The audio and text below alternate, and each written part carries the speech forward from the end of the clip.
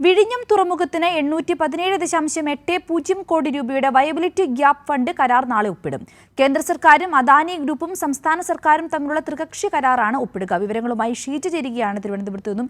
ഷീജ, വീണ്ടും വിഴിഞ്ഞം ഒരു ചർച്ചാ വിഷയമാവുകയാണ്. കൃത്യമായ വളർച്ചയുടെ പാതയിലേക്ക് വിഴിഞ്ഞം കുതിച്ചുകൊണ്ടിരിക്കുകയാണ്. ഇപ്പോൾ ഈ ഒരു വയബിലിറ്റി ഗ്യാപ്പ് ഫണ്ട് കരാർ നാളെ ഒപ്പിടുമ്പോൾ എന്തൊക്കെയാണ് കൂട്ടിച്ചേർക്കാൻ പറ്റുന്ന കൂടുതൽ വിശദാംശങ്ങൾ? സിന്ധൂരി പ്രധാനമായും VGF സ്വീകരിക്കുന്നതുമായി, അതായത് വായ്പയായി VGF സ്വീകരിക്കുന്നതുമായി ബന്ധപ്പെട്ട് സംസ്ഥാന സർക്കാർ തീരുമാനമെടുത്തത് കഴിഞ്ഞ മന്ത്രിസഭാ യോഗത്തിലായിരുന്നു. അതിന്റെ അടിസ്ഥാനത്തിലാണ് ഇപ്പോൾ കരാർ ഒപ്പിടുന്നതിലേക്ക് കാര്യങ്ങൾ എത്തി നിൽക്കുന്നത്.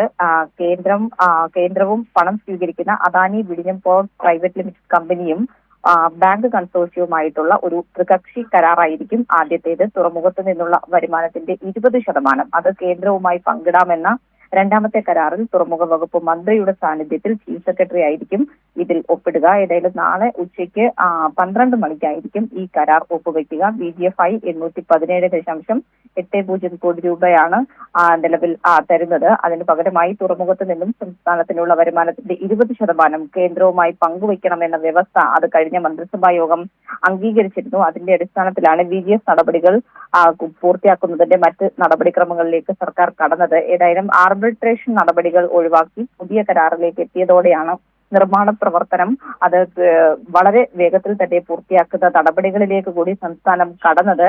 ഏതായാലും ഇനിയിപ്പോൾ ഈ കരാറിന്റെ കൂടി അടിസ്ഥാനത്തിൽ തുറമുഖത്തിന്റെ മറ്റു പ്രവർത്തികൾ പൂർത്തിയാക്കുന്നതുമായി ബന്ധപ്പെട്ടുള്ള നടപടികൾ കൂടി വേഗത്തിൽ പൂർത്തിയാക്കാൻ സാധിക്കും എന്ന് തന്നെയാണ് ഇപ്പോൾ സർക്കാർ വ്യക്തമാക്കുന്നത്.